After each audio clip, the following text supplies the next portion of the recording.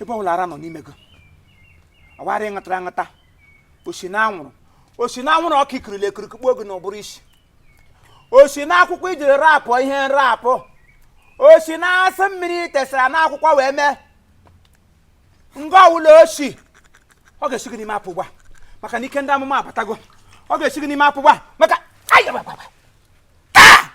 isomta ta mission so ka tage isomta war na agbago ejimira go nyara eso ejimira emen ni san nemo amu bedel ma mo ikoma kati ikoma kati aga ka do ikoma ya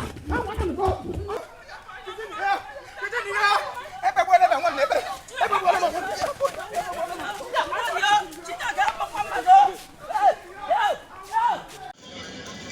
una huna no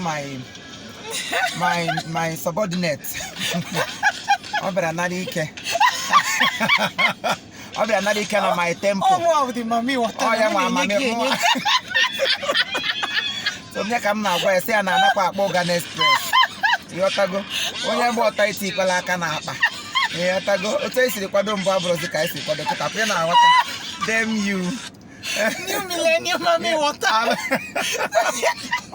So please watch out. We are planning something bigger this time around. Something bigger.